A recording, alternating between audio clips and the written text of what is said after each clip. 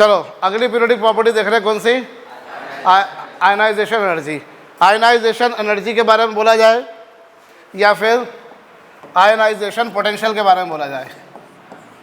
Listen, ionization energy और ionization potential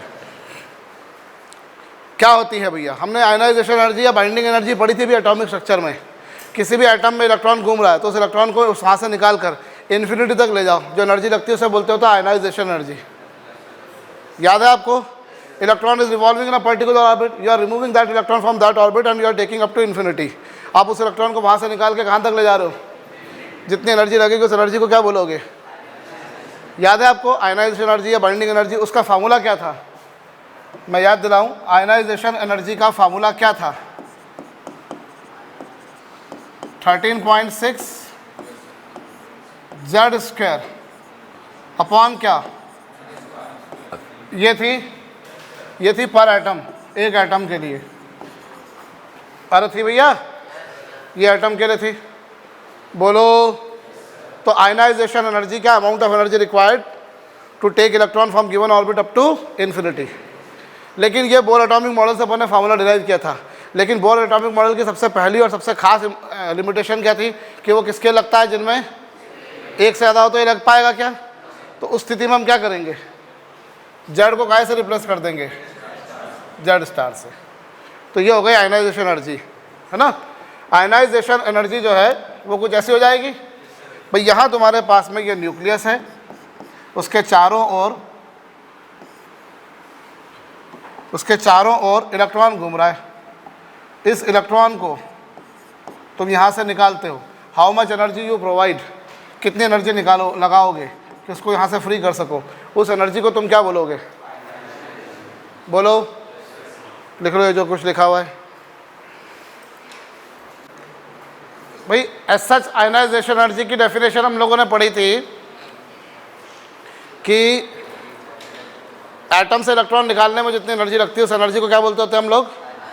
तो वो डेफिनेशन हमने वहाँ पढ़ी थी। पर यहाँ हम एक और उसकी ज़्यादा मॉडिफाइड डेफिनेशन देखेंगे कि कोई भी एलिमेंट, सुनना, कोई एलिमेंट गैसियस स्टेट में है, ये लो गैसियस स्टेट में है, इससे इलेक्ट्रॉन निकालने के लिए आपने इससे इलेक्ट्रॉन निकाला, जो एनर्जी लगेगी, किसी एटम में इलेक्ट्रॉन घूम रहा है, आपने एटम का कितने मोल लिया? 1 मोल। कितने मोल एटम्स लिए? सुनाई नहीं दिया मुझको? 1 मोल। 1 मोल एटम्स लिए और 1 मोल एटम्स से इलेक्ट्रॉन निकालने के लिए जितनी एनर्जी लगती है उस एनर्जी को हम क्या बोलते होते हैं? उस एनर्जी को हम क्या बोलते होते हैं? लिखो, amount of energy required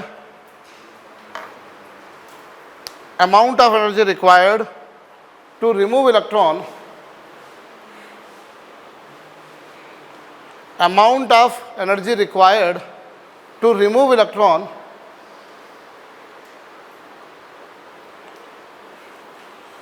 of energy required to remove electron from 1 mole atom in gaseous state.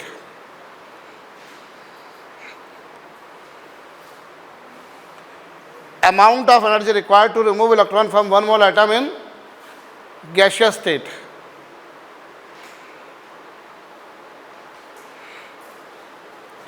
Amount of energy required to remove electron from 1 mole atom in gaseous state.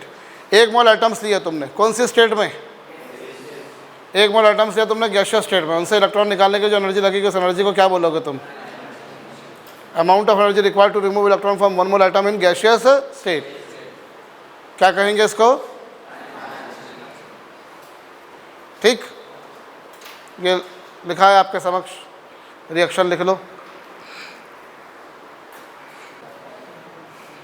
1 mole atoms ये तुमने gaseous state पे है, उनसे electron निकालने के लिए जितनी energy लगेगी उस एनर्जी को हम क्या बोलेंगे?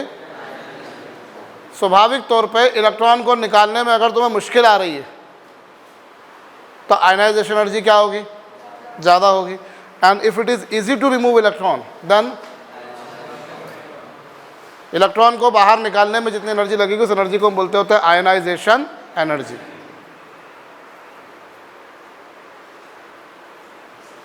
ठीक है। एनर्जी, इलेक्ट्रॉन निकालने की जो एनर्जी लगेगी उसे हम बोलते हैं आयनाइजेशन एनर्जी। अगर इलेक्ट्रॉन निकालने में मुश्किल आ रही है तो आयनाइजेशन एनर्जी ज़्यादा है, और इलेक्ट्रॉन को निकालना आसान है तो आयनाइजेशन एनर्जी कम है। बोलो, समझ गए? If it is difficult for you to remove electron then ionisation energy is more. और अगर आसान है तो फिर क्या, लिख लो इसको चाहो तो। If it is difficult to remove electron, if it is difficult to remove electron, if it is difficult to remove electron then ionization energy is more. If it is difficult to remove electron then ionization energy is more. देख लिया? If it is difficult to remove electron then ionization energy is more, and if it is easy to remove electron then ionization energy is less.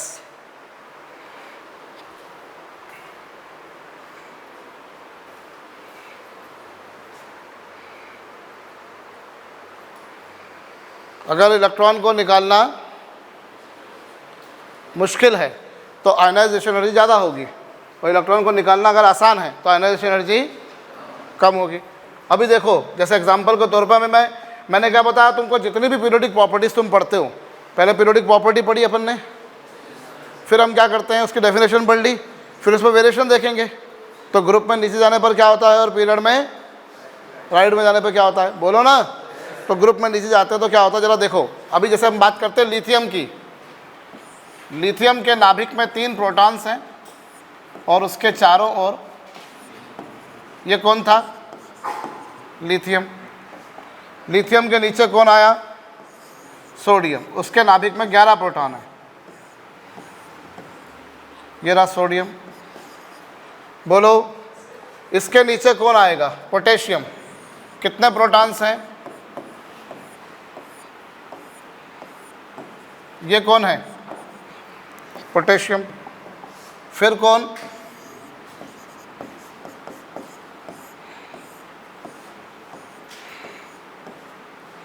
Potassium, ये rubidium. ऐसे ही और आगे चलते जाएंगे हम।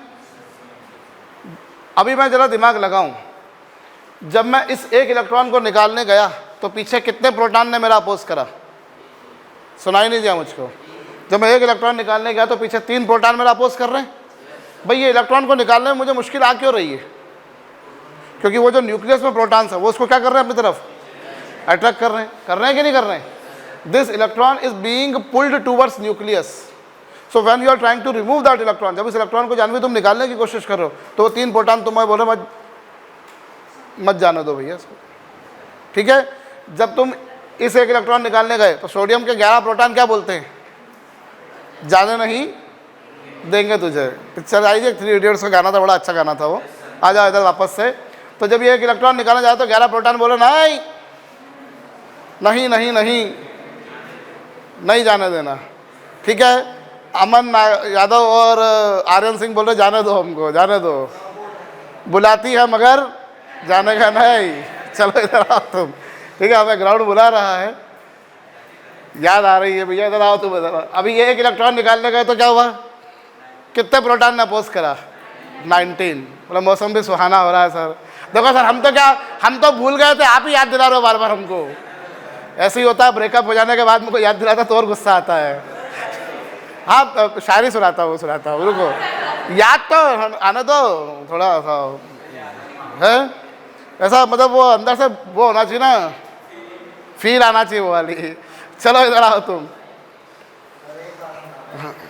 अभी इधर देखो तुम, ये एक इलेक्ट्रॉन निकालने गए तो कितने प्रोटॉन पीछे अपोज कर रहे हैं, 37 प्रोटॉन। अरे बोलो, अगर हम ये देखें भैया, यहाँ 3 प्रोटॉन मेरा अपोज करते हैं, यहाँ 11 करते हैं, यहाँ 19 करते हैं, 37 करते हैं, तो अपोजिशन क्या हो रहा है, नीचे जाने पर बढ़ रहा है कि घट रहा है, सुनाई नहीं दिया मुझको, बढ़ रहा है ना।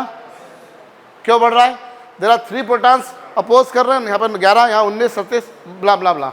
बोलो, तो अपोजिशन बढ़ रहा है तो आयनाइजेशन एनर्जी क्या होगी, बढ़ेगी। लेकिन ये सिक्के का एक ही पहलू है। सिक्के का दूसरा पहलू ये कि ये बात सही है कि यहाँ 3 प्रोटॉन अपोज कर रहे हैं, लेकिन ये साइज छोटा था, इसलिए यहाँ निकालने में मुश्किल थी। यहाँ बड़ा था तो इसको निकालना आसान है, यहाँ और बड़ा है तो इसको निकालना और आसान है, और यहाँ इसको निकालना और भी आसान है। समझ रहे हो मेरी बात को? और साइज का इफेक्ट चार्ज के इफेक्ट से ज़्यादा इफेक्टिव है। साइज का इफेक्ट चार्ज के इफेक्ट से क्या है? इससे नीचे जाने पर क्या होता है? आयनाइजेशन एनर्जी कम होती है। कुछ समझ में आ रही है मेरी बात?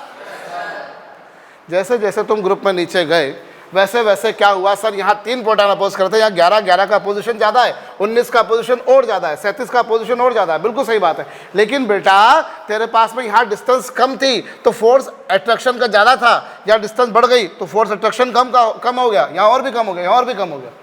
और ये जो साइज़ का इफेक्ट है ना, ये चार्ज के इफेक्ट से ज़्यादा इफेक्टिव है। इसलिए कुल मिलाकर नीचे जाने पर आयनाइजेशन एनर्जी क्या होती है?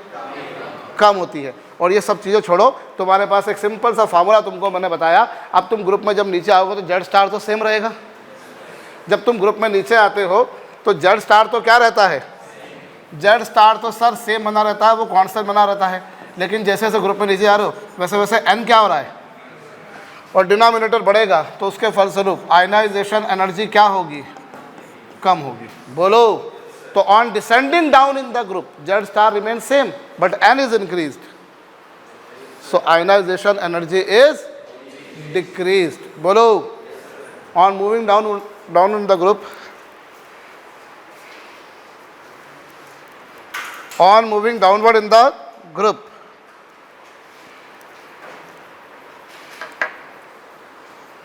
on moving downward in the group Z star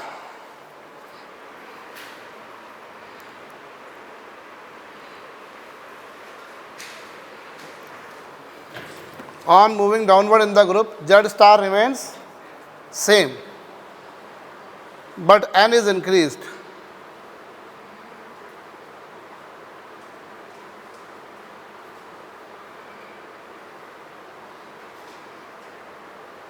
On moving downward in the group Z star remains same but n is increased.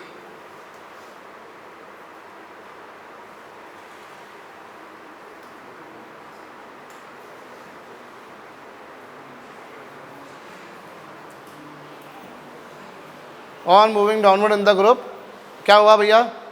Z star क्या रहता है और एन बढ़ता है। ठीक है? Z star remain same but n is increase, so ionisation energy is decrease. ठीक है? ये बनाना है, करिए। अरे कहिए। तो जैसे जैसे जेड स्टार बढ़ रहा, जेड स्टार तो सेम रहा लेकिन एन बढ़ रहा है तो आयनाइजेशन एनर्जी क्या हो रही है? तो ग्रुप में नीचे जाने पर आयनाइजेशन एनर्जी क्या होती है? कम होती है। बोलो। तो यदि मैं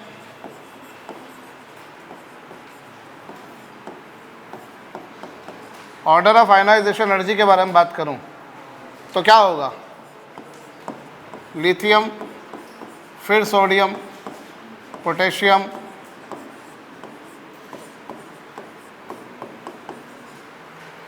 बोलो। ऐसे ही बेरिलियम, फिर मैग्नीशियम, फिर कैल्शियम, फिर स्ट्रांशियम, फिर बेरियम। तो ग्रुप में जैसे जैसे नीचे जाओगे वैसे वैसे आयनाइजेशन एनर्जी क्या होगी?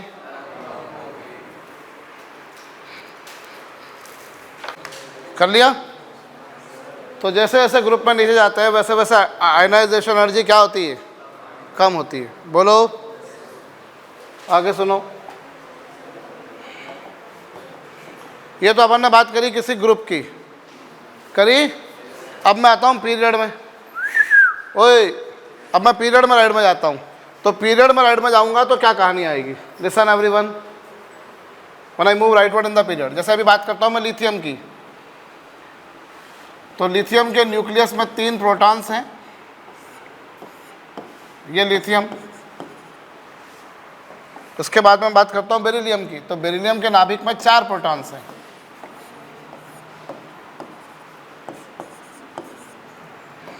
उसके बाद में बात करता हूँ बोरान की, तो बोरान के नाभिक में कितने प्रोटॉन्स हैं? 5 हैं। बोलो। उसके बाद और अगर मैं बात करूं, चलो ये लो कार्बन, तो कार्बन के नाभिक में कितने प्रोटॉन्स हैं? ये कार्बन है। बोलो। उसके बाद में मैं बात करता हूं नाइट्रोजन की, तो 7 प्रोटॉन्स हैं, एंड सो ऑन। अब जब मैं पीरियड में राइट में जा रहा हूं तो क्या कहानी आ रही है? जब मैं पीरियड में राइट में जा रहा हूं, जब मैं इस इलेक्ट्रॉन को निकालने का, तो उधर कितने प्रोटॉन ने मेरा अपोज करा? अपोजिशन बढ़ा कि घटा? सुनाई नहीं दिया मुझको? यहां जब निकालने का तो अपोजिशन बढ़ा कि घटा? उधर, इधर अपोजिशन बढ़ता जा रहा है, तो आयनाइजेशन एनर्जी भी बढ़ेगी। अरे अपोजिशन बढ़ रहा है तो डिफिकल्ट होते जा रहा है, तो आयनाइजेशन एनर्जी भी, ना केवल ये बल्कि एक और कारण भी है। ना राइट पे जाने पर ना केवल चार्ज बढ़ रहा है बल्कि साइज भी कम हो रहा है। यहाँ साइज बड़ा था, यहाँ साइज छोटा हो गया। अभी तुमने देखा ना, साइज कम होता जा रहा है। साइज कम होने के कारण भी अट्रैक्शन बढ़ेगा। दूर होगा तो अट्रैक्शन कम होगा, पास में होगा तो अट्रैक्शन, और पास में होगा तो अट्रैक्शन, और पास में होगा तो होगा। यहाँ 3 प्रोटॉन मेरा अपोज कर रहे हैं, यहाँ 4 कर रहे हैं, यहाँ 5 कर रहे हैं, 6 कर रहे हैं, 7 कर रहे हैं, 8 कर रहे हैं। अपोजिशन बढ़ रहा है, चार्ज बढ़ने के कारण साथ ही साथ साइज भी घट रहा है। साइज भी क्या हो रहा है? इस कारण भी अपोजिशन बढ़ रहा है। बढ़ रहा है कि नहीं बढ़ रहा है? आप इसको यूं समझ लो, या इसका सिंपल बिल्कुल लल्लू सा फार्मूला आपको बताया, आयनाइजेशन एनर्जी 13.6 जेड स्टार का स्क्वायर अपॉन क्या? एन तो सेम रहा, लेकिन जेड स्टार क्या हो रहा है? एन क्यों सेम रहा? सब में 2-2 ही ऑर्बिट आ रहे हैं। एन तो सब बार सेम है, लेकिन राइट में जाने पर जेड स्टार बढ़ता है। 0.65 का चेंज इंक्रीमेंट आता है। कल शाम को देखा था, जेड स्टार बढ़ेगा तो आयनाइजेशन एनर्जी क्या होगी? न्यूमरेटर बढ़ेगा तो आयनाइजेशन एनर्जी क्या होगी? समझ गए? On moving rightward in the period,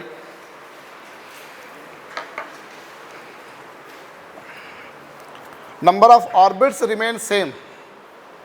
On moving rightward in the period, number of orbits remain same,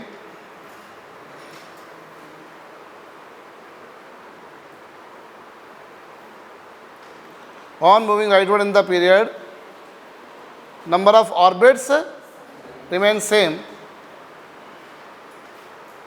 but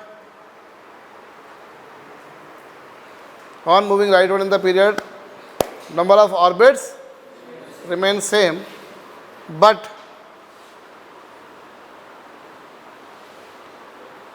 due to increase of Z star, due to increase of Z star, but due to increase of Z star,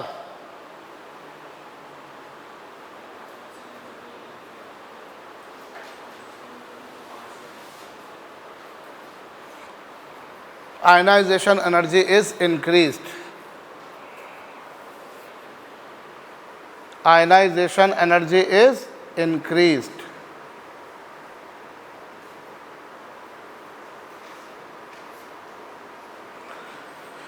भैया मैं simple सी बात बताऊं तुम्हारे को, जब right में जा रहे हो तो यहाँ 3 प्रोटॉन, यहाँ 4 प्रोटॉन, वहाँ 5 प्रोटॉन अपोज कर रहे हैं, मतलब अपोजिशन बढ़ रहा है तो इसलिए बढ़ेगी, और साथ में साइज कम हो रहा है इसलिए भी बढ़ेगी। तो दोनों ही कारणों से बढ़ेगी। ये इस तरह से भी समझ सकते हो, या दूसरा तरीका सिंपल सा तुम्हारे पास में क्या, एन तो हर बार क्या है? सेम है, लेकिन जेड स्टार क्या हो रहा है? तो आयनाइजेशन एनर्जी बढ़ रही है। 10th तक अगर मैं समझाता हूँ तो मैं 10th तक ऐसे समझाता हूँ भैया कि वहाँ देख 3 प्रोटॉन कर रहे हैं, 4 कर रहे हैं, 5 कर रहे हैं, बोले हाँ ठीक बात है। दूसरी बात साइज कम हो रहा है इसलिए भी अपोजिशन बढ़ रहा है। 10th तक वैसा समझाया जा सकता है, लेकिन अब तुम शील्डिंग इफेक्ट समझ चुके हो, ठीक है? तो राइट में जाने पर आयनाइजेशन एनर्जी क्या होती है? बढ़ती है। बोलो, लिख लो, ये लिख लिया है? कर लिया? तो राइट में जाने पर सर आयनाइजेशन एनर्जी बढ़ती है। बढ़ती है। तो ऑर्डर ऑफ आयनाइजेशन एनर्जी क्या होगा?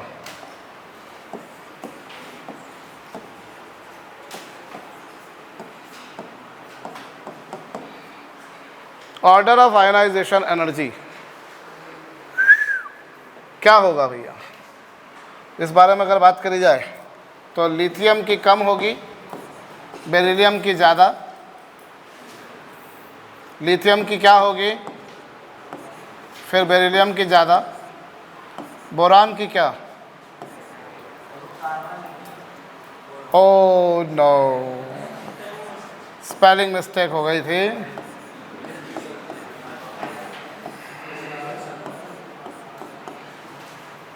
Extremely sorry.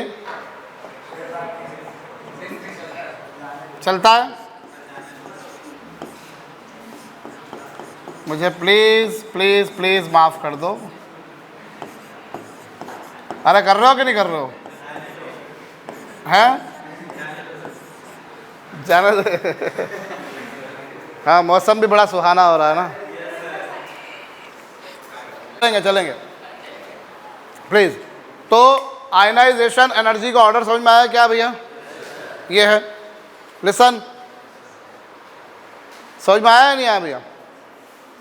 तो आयनाइजेशन एनर्जी का ऑर्डर कुछ इस तरह से आया। राइट में जाने पर क्या हो रहा है? एन सेम है लेकिन जेड स्टार बढ़ रहा है, और जेड स्टार बढ़ने के कारण आयनाइजेशन एनर्जी क्या हो रही है? बोलो। ठीक है, लेकिन अब मैं तुम्हारे को एक जानकारी के लिए बताऊं, इस आधार पर अगर देखा जाए तो बेरिलियम की आयनाइजेशन एनर्जी कम होगी और बोरान की ज़्यादा होगी। बेरिलियम की आयनाइजेशन एनर्जी कम होगी और बोरान की क्या होगी? ज़्यादा होगी। बोलो, होगी या नहीं? पर ऐसा नहीं होता। इस आधार पर अगर देखा जाए तो बेरिलियम की कम होना चाहिए और बोरान की ज़्यादा। क्यों? अरे सर देखो, बेरिलियम में 4 प्रोटॉन अपोज कर रहे हैं, बोरान में 5 कर रहे हैं। सर यहाँ 4 कर रहे हैं, वहाँ 5 कर रहे हैं, यहाँ पोजीशन ज़्यादा है। ना केवल इस कारण से बल्कि यहाँ साइज बड़ा था और यहाँ साइज छोटा था। तो इन दोनों कारणों से देखा जाए तो इसमें पोजीशन कम और इसमें पोजीशन ज़्यादा है। तो यहाँ आयनाइजेशन एनर्जी ज़्यादा होगी और वहाँ कम होगी। बोलो। लेकिन साथ ही में हम तो सोच रहे हैं बेरिलियम की कम होगी और बोरान की क्या, लेकिन प्रैक्टिकली नहीं सर, नहीं, बेरिलियम की ज़्यादा मिल रही है और बोरान की। उसके पीछे कारण है। क्या कारण है जरा समझना। जब मैं बेरिलियम पर गया एंड द एटॉमिक नंबर है 4, यहाँ 4 प्रोटॉन अपोज करते हैं, यहाँ इलेक्ट्रॉनिक कॉन्फ़िगरेशन आता है 1s2 2s2। इसको अगर दिखा जाए भैया, ऐसा कुछ आता है। अरे आता है भैया, ऐसा कुछ आता है। और जब मैं बात करता हूँ बोरान की, तो बोरान का एटॉमिक नंबर 5 है, electronic configuration 1s2 2s2 2p1 है। ठीक है, तो यहाँ 1s,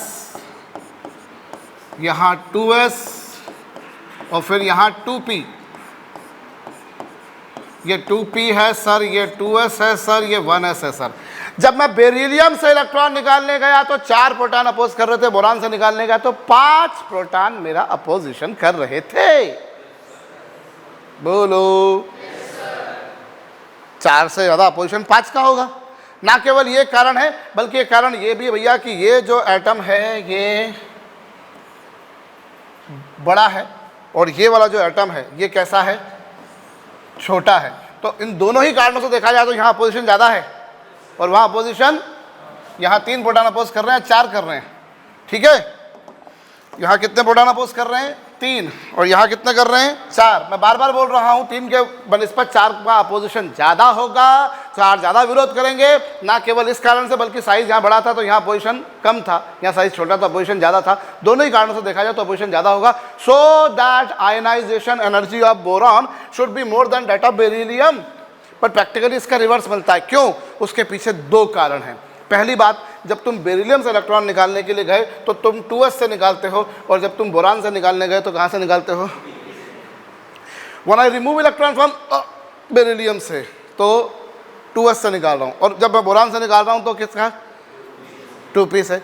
बताइए नाभिक के ज़्यादा पास कौन है, 2s की 2p? 2s is closer to the nucleus in comparison of 2p। बोलो। 2s नाभिक के पास है और 2p दूर है। तो बताओ ज़्यादा मुश्किल किस में आएगी, 2s से निकालने में या 2p में? 2s से, समझे? 2s से इलेक्ट्रॉन निकालना डिफिकल्ट है because 2s is closer to the nucleus in comparison of 2p, so I will face more hurdles, more obstacles, more problems in removing electron from 2s।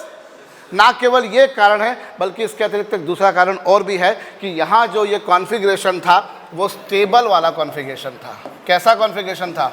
अरे जब एक ही energy की जो ऑर्बिटल या तो फुल्ली फिल्ड हो, half filled तो stable होता है।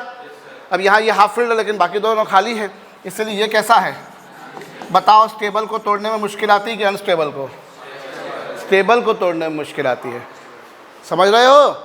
तो होना चाहिए थी बेरिलियम की कम और बोरान की ज़्यादा। फिर बोल रहा हूँ क्यों? क्योंकि सर बेरिलियम में 4 ही प्रोटॉन अपोज करते हैं, बोरान में 5 प्रोटॉन अपोज करते हैं। 5 का पोजीशन ज़्यादा होगा, 4 का कम होगा। और बेरिलियम का साइज़ बड़ा था, बोरान का साइज़ छोटा था, तो उससे इलेक्ट्रॉन निकालना मेरे लिए मुश्किल था।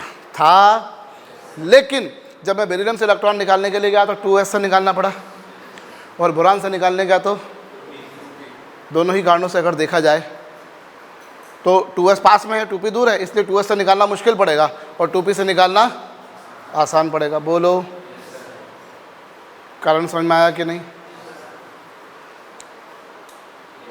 और 2s का कॉन्फ़िगरेशन क्या है? स्टेबल दिख रहा है, और 2p वाले का क्या है? ठीक है, लिखिए, बट आयनाइजेशन एनर्जी ऑफ, और ये जो कहानी मैंने बेरिलियम और बोरान के लिए बताई ना, ओए सुनो, यहाँ ये कौन सा ग्रुप है? ये कौन सा ग्रुप है? और ये कौन सा है? थर्ड ग्रुप है। ये जो सेकंड ग्रुप है उसका इलेक्ट्रॉनिक कॉन्फ़िगरेशन होगा NH2, और इसका क्या होगा? NH2NP1। NH2 कैसा होगा रे? और NH2NP1 कैसा होगा रे? मुझे बताओ कौन सा कॉन्फ़िगरेशन स्टेबल है?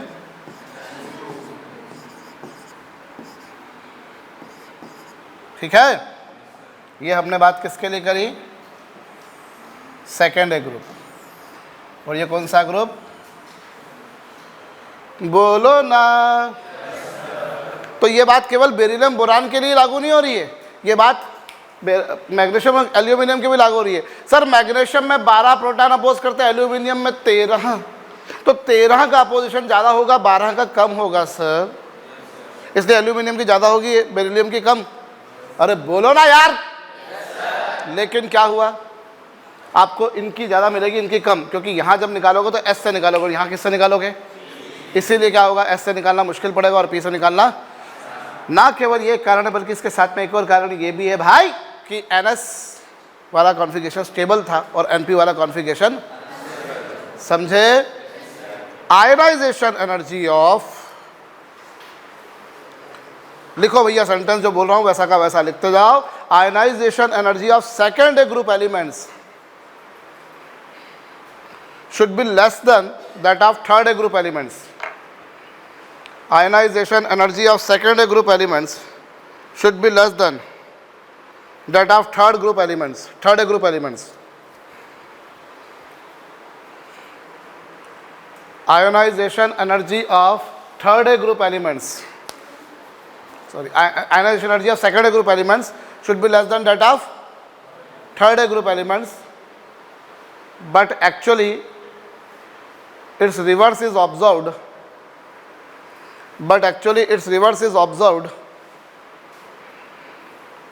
actually क्या मिलता है? इसका रिवर्स मिलता है, but actually its reverse is observed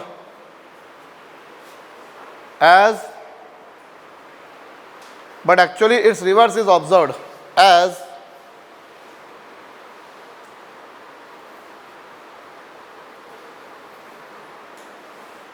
in second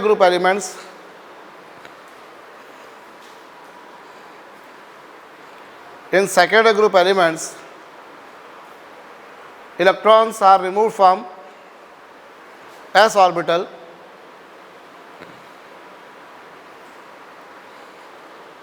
in second group elements electrons are removed from s orbital, ठीक है? electrons are removed from s orbital which is closer to the nucleus in comparison of p orbital.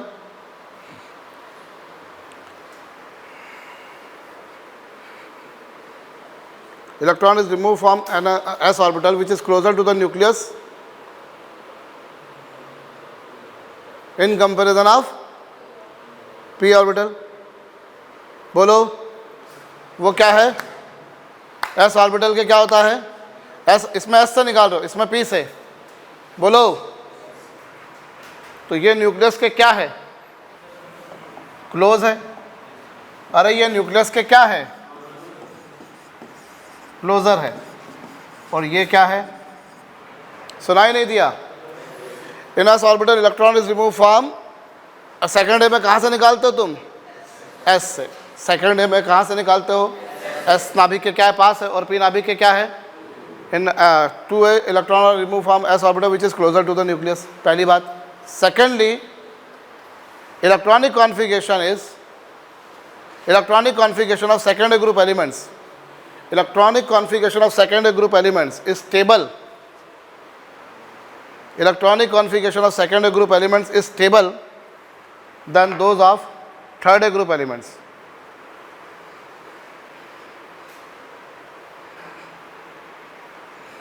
Electronic configuration of secondary group elements,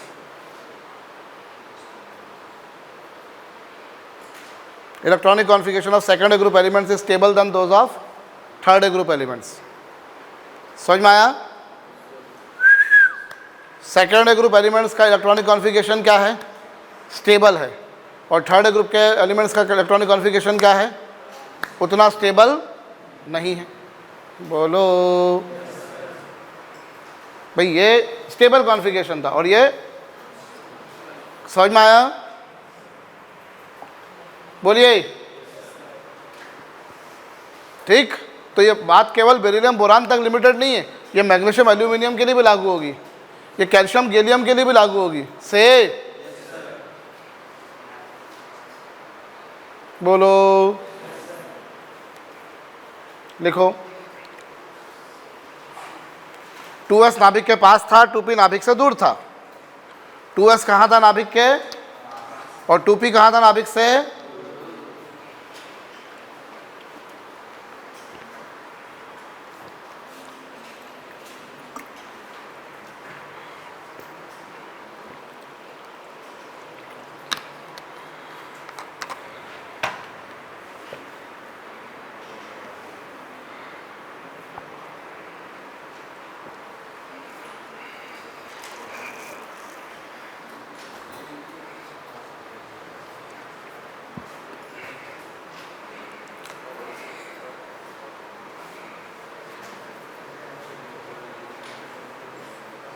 कर लिया? 2s नाभिक के पास है और 2p नाभिक के दूर, और ये स्टेबल कॉन्फ़िगरेशन और ये अनस्टेबल है।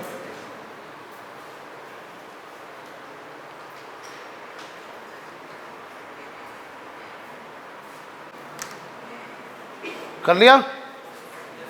तो समझ में आ गया?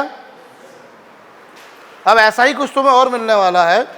हम सोचते हैं कि नाइट्रोजन की कम होगी और ऑक्सीजन की क्या? सुनाई नहीं दिया मुझको?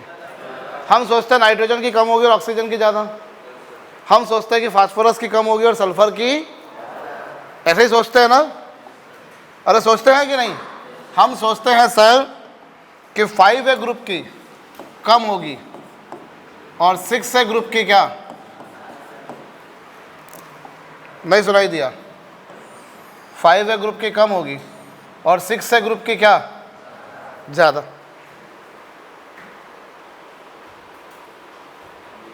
नहीं आ समझ में? 5A ग्रुप की कम होगी और 6A ग्रुप की ज़्यादा। हम कुछ ऐसा सोचते हैं। क्यों? अरे सर नाइट्रोजन में देखो ना सर, नाइट्रोजन में कितने प्रोटॉन अपोज कर रहे हैं? 7। और ऑक्सीजन में कितने करेंगे? तो 8 का पोजीशन ज़्यादा होगा कि 7 का? 8 का ज़्यादा होगा कि 7 का? 8 का। दूसरी बात, ये साइज़ बड़ा है, वो साइज़ छोटा है, तो पोजीशन बढ़ गया ना। तो ऑक्सीजन की ज़्यादा होना चाहिए, नाइट्रोजन की कम। लेकिन हुआ क्या जनाब? हुआ कुछ ऐसा कि जब मैं नाइट्रोजन से इलेक्ट्रॉन निकालने के लिए गया तो नाइट्रोजन जिसका एटॉमिक नंबर 7 है उसका electronic configuration 1s2 2s2 2p3 है। और 1s2 2s2 2p3 कुछ ऐसा आएगा सर, बोलो आएगा कि नहीं। और जब मैं बात करता हूँ ऑक्सीजन की, तो ऑक्सीजन से एटॉमिक नंबर 8 आए, electronic configuration 1s2 2s2 2p4 आए रे बाबा। तो ऐसा कुछ आए कि नहीं, ये देखो ऐसा कुछ बताओ, इनमें से कौन सा कॉन्फ़िगरेशन स्टेबल है। जब इलेक्ट्रॉन निकालने की बात आती है तो ये बात तो सही है कि जब दोनों से ही 2p में से निकालना है, ऐसा नहीं कि चलो एक में 2s से निकालना है, एक में 2p से निकालना है। मसला ये है कि दोनों में ही किससे निकालना है, दोनों में ही किससे निकालना है, 2p से। दोनों में मुझे इलेक्ट्रॉन 2p से निकालना, बोलो निकालना है कि नहीं। लेकिन क्या हो रहा है, पहला वाला कॉन्फ़िगरेशन क्या है, दूसरा वाला क्या है, तो कौन किससे निकालना मुश्किल होगा, पहले वाले से, नाइट्रोजन से। बोलो तो इस तरह से क्या होगा, हम सोचते हैं कि 5th ग्रुप की कम होगी, 6th ग्रुप की ज़्यादा, हम ऐसे ही सोचते हैं ना, सोचते हैं कि नहीं। लेकिन यहाँ कॉन्फ़िगरेशन क्या बनेगा और यहाँ क्या बनेगा। NH2 से जब निकालने के लिए गया NP3 से तो ऐसा हुआ, और NP4 से कुछ ऐसा हुआ। बोलो कौन सा कॉन्फ़िगरेशन, ये क्या था,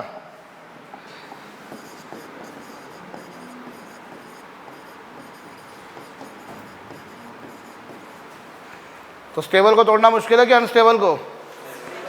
इसीलिए आप क्या बोलोगे, आयनाइजेशन एनर्जी किसकी ज़्यादा होगी, नाइट्रोजन और ऑक्सीजन में ज़्यादा किसकी होगी। और नो, वो तो मैं देख रहा था कि तुम ध्यान दे रहे हो कि नहीं। ऐसा तो नहीं है कि तुम्हारा ग्राउंड में जाने का मन कर रहा है, कर रहा है, वो बताता हूँ। ये तो लिख लिया था,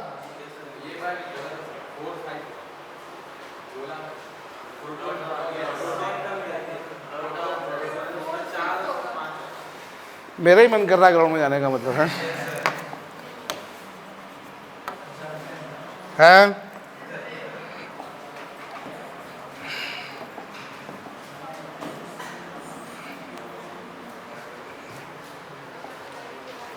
अब इसे सेंटेंस लिखो पूरा तुम खुद ही,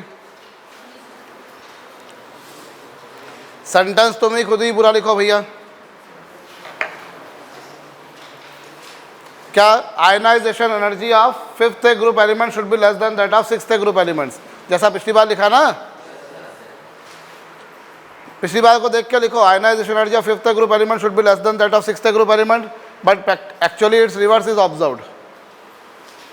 क्यों, बिकॉज जब तुम 5th ग्रुप में निकालते हो तो किससे निकालते हो, NP3 से, जो कि स्टेबल है। नहीं आ समझ में, लिख सकते हो,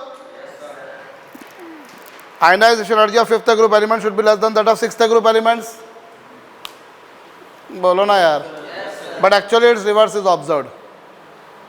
कैसे, because in 5th group elements electron is remove from NP3 which is stable, and in 6th electron is removed from NP4 which is unstable। लिख लो इसका खुद ही। तो किसकी कम होगी और किसकी ज़्यादा होगी भैया,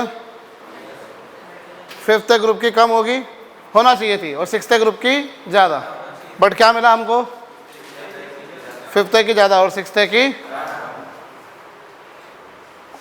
बोलो। सो हम कुछ ऐसा सोच रहे थे पर ऐसा मिला क्या, ये लिख लो।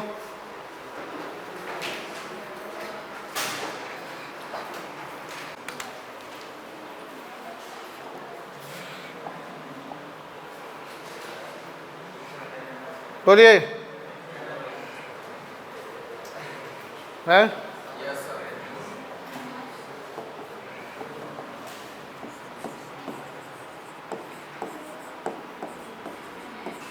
तो correct order of ionization energy, ionization energy का करेक्ट ऑर्डर क्या होगा, आयनाइजेशन एनर्जी का करेक्ट ऑर्डर क्या होगा रे, सुनो। लिथियम, फिर बोरान, फिर बेरिलियम, फिर कार्बन, फिर ऑक्सीजन, फिर नाइट्रोजन और फिर फ्लोरीन। बोलो। ऐसे ही यहाँ पर क्या, sodium, aluminium, magnesium, silicon, sulphur, बोलो।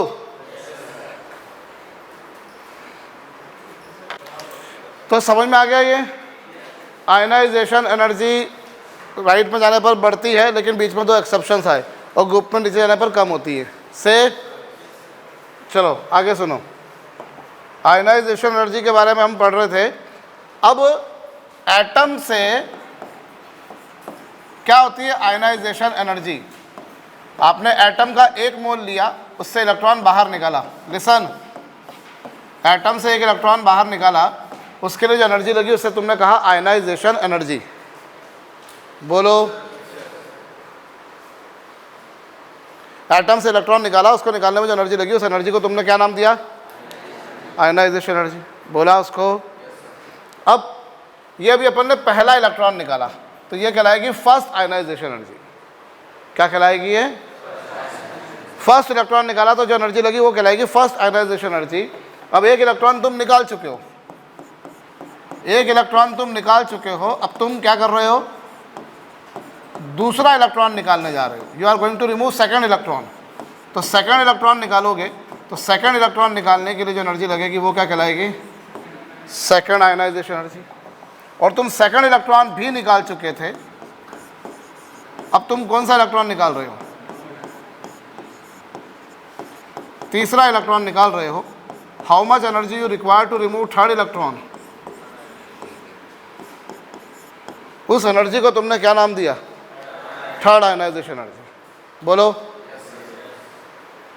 पहला इलेक्ट्रॉन निकालने में जो एनर्जी लगी वो फर्स्ट आयनाइजेशन एनर्जी, दूसरा इलेक्ट्रॉन निकालने में जो लगी वो, तीसरा इलेक्ट्रॉन निकालने में जो लगी वो।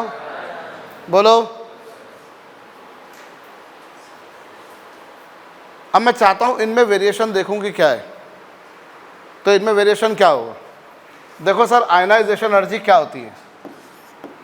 आयनाइजेशन एनर्जी होती है 13.6 Z² अपॉन N²। जब मैं इलेक्ट्रॉन निकालता हूं तो आपको मालूम है Z* बढ़ जाता है। इलेक्ट्रॉन निकाल देने पर, कैटायन बनाने पर Z* क्या होता है? तो पहला इलेक्ट्रॉन निकाला, कुछ Z* था। पहला इलेक्ट्रॉन निकाला, Z* की वैल्यू कुछ थी। जब सेकंड इलेक्ट्रॉन निकालने गया तो क्या हुआ? Z* की वैल्यू बढ़ गई। तो इलेक्ट्रॉन को निकालना क्या हो जाएगा? Z* बढ़ जाएगा, न्यूमरेटर बढ़ जाएगा। तो क्या हो जाएगा? ना केवल ये कारण बल्कि एक और कारण है, इलेक्ट्रॉन निकालने पर Z* तो बढ़ता ही है, साथ में हो सकता है N भी कम हो जाए, हो सकता है कम हो सकता है ना भी हो। जब इलेक्ट्रॉन निकालते हो तो कई बार ऑर्बिट ही कम हो जाता है। जैसे आपने सोडियम का देखा था, सोडियम का इलेक्ट्रॉनिक कॉन्फ़िगरेशन 281 है और सोडियम प्लस का क्या है? 28। तो ऑर्बिट की संख्या ही कम हो गई। तो इलेक्ट्रॉन निकालने पर दो कॉन्सिक्वेंसेस आ सकते हैं। पहला, एक Z* तो श्योरली बढ़ेगा और N हो सकता है कम हो जाए, ना हो तो कम से कम बढ़ेगा तो नहीं, कांस्टेंट रहेगा। बोलो ना। तो इस तरीके से क्या होगा? आयनाइजेशन एनर्जी क्या होगी? आयनाइजेशन एनर्जी क्या होगी? बड़ा छुट्टी करवाने की जल्दी में समझना बंद मत कर देना। तो इलेक्ट्रॉन निकालते हो तो N की वैल्यू हो सकता है सेम रहे, हो सकता है कम हो जाए, लेकिन Z* तो बढ़ेगा ही सही। बोलो। तो न्यूमरेटर बढ़ेगा ही सही। तो आयनाइजेशन एनर्जी, ठीक है। तो इसीलिए एक बात तुम्हें बिल्कुल कंठस्थ रखनी है कि फर्स्ट आयनाइजेशन एनर्जी हमेशा कम होगी, फर्स्ट आयनाइजेशन एनर्जी हमेशा कम होगी, सेकंड आयनाइजेशन एनर्जी पक्का ज़्यादा ही होगी, और थर्ड आयनाइजेशन एनर्जी और भी क्या होगी? आयनाइजेशन एनर्जी के ऑर्डर के बारे में बात करी जाए तो फर्स्ट हमेशा कम होगी, सेकंड हमेशा ज़्यादा होगी, और थर्ड विदाउट एनी एक्सेप्शन, बिना किसी कोई अपवाद के। समझ गए? Note it down. First ionization energy कम होगी, सेकंड, थर्ड, फोर्थ, ठीक है। फर्स्ट आयनाइजेशन एनर्जी कम होगी, सेकंड ज़्यादा होगी, थर्ड और ज़्यादा होगी, फोर्थ और ज़्यादा होगी एंड सो ऑन। तो इस तरीके से क्या होगा, आयनाइजेशन एनर्जी क्या होती है बेटा, बढ़ रही है। बोलो, किसी एलिमेंट की अगर तुम्हें डिफरेंट डिफरेंट आयनाइजेशन एनर्जी पता हो, पहली बात तो ये बता दूं मैं, आयनाइजेशन एनर्जी की यूनिट क्या होगी, क्योंकि एनर्जी है ये इसकी, इसलिए इसकी यूनिट क्या बनेगी, यूनिट ऑफ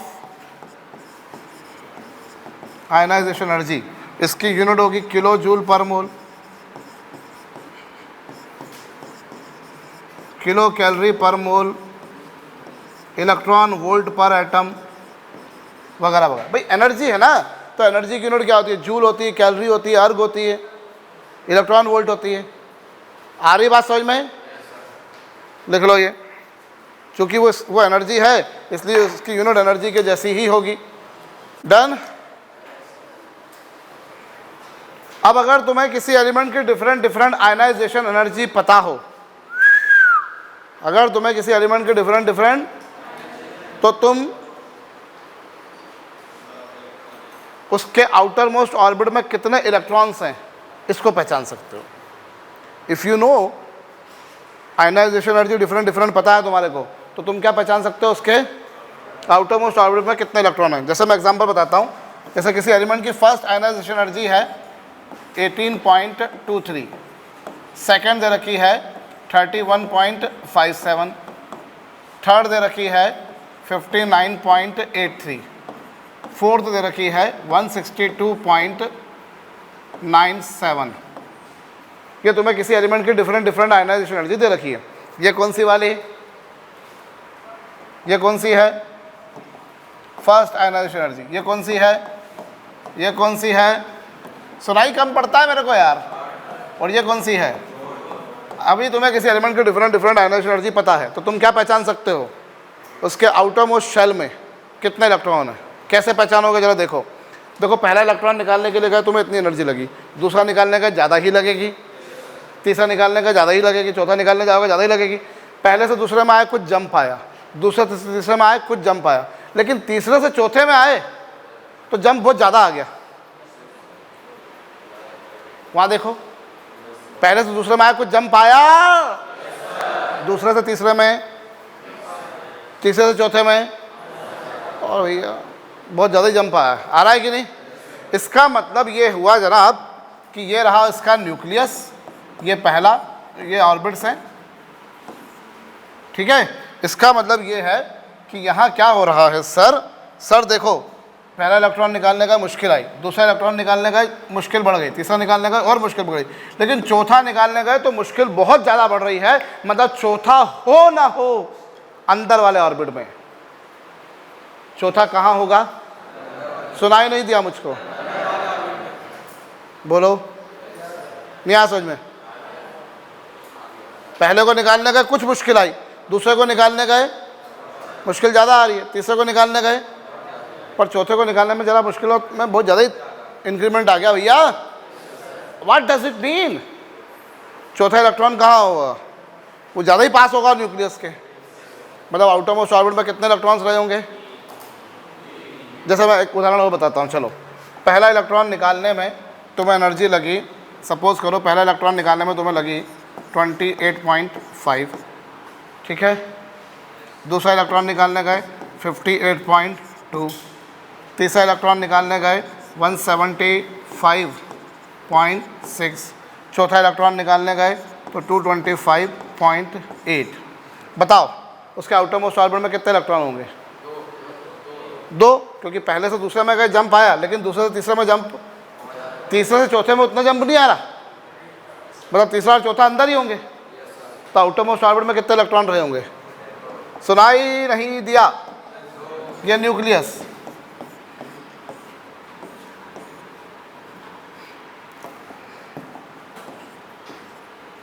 तीसरा यहाँ रहा होगा। So if you know different ionization energy of an element, then you can predict how many electrons are there in the outermost shell of the atom. Say, बोलो ना। If we know different ionization energy of an atom,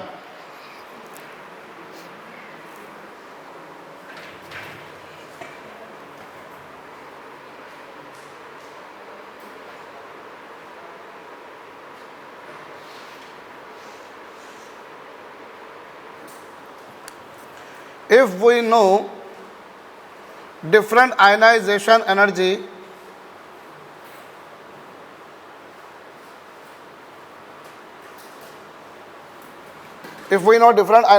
of an element,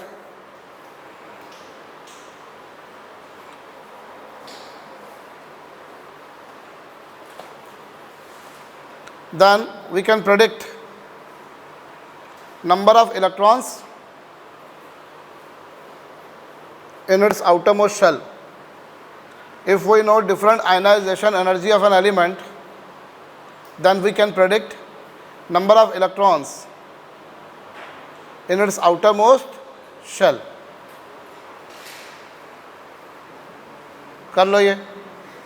तो अगर different ionization energy पता है, जैसे यहाँ पर outer most orbit में कितने इलेक्ट्रॉन्स रहे होंगे और यहाँ कितने, ठीक है।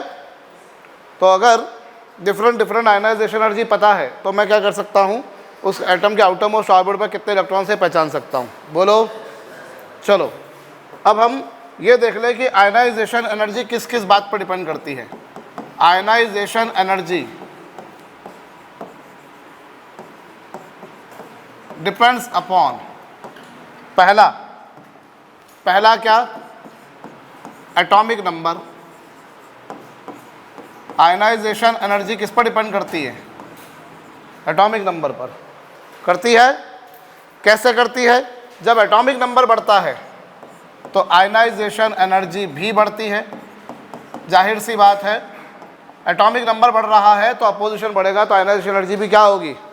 आप देखते हो राइट में जाने पर एटॉमिक नंबर बढ़ता है, आयनाइजेशन एनर्जी बढ़ती है। और बोलो, तो आयनाइजेशन एनर्जी किस किस बात पर डिपेंड करती है, हम वो देख रहे हैं। पहले बात एटॉमिक नंबर बढ़ेगा तो आयनाइजेशन एनर्जी क्या होगी, और एटॉमिक नंबर कम होगा तो आयनाइजेशन एनर्जी, इसका रिवर्स भी। दूसरा साइज, एटॉमिक साइज। अगर एटॉमिक साइज बढ़ेगा तो आयनाइजेशन एनर्जी क्या होगी, घटेगी। साइज बढ़ जाएगा तो अट्रैक्शन कम हो जाएगा, तो साइज बढ़ेगा तो आयनाइजेशन एनर्जी घट जाएगी, और साइज कम हो जाएगा तो, बोलो ना, ये दूसरी बात। तीसरा orbital, nature of orbital. Nature of orbital, भाई S की ज़्यादा होती है, P की कम होती है, D की और कम होती है, और F की और भी कम होती है। कैसे, S is closer to the nucleus, so it is difficult to remove electron from S। P little away, आसान हो गया, D और अवे, F और बोलो। तो ये नेचर ऑफ ऑर्बिटल कहो। और चौथा इलेक्ट्रॉनिक कॉन्फ़िगरेशन।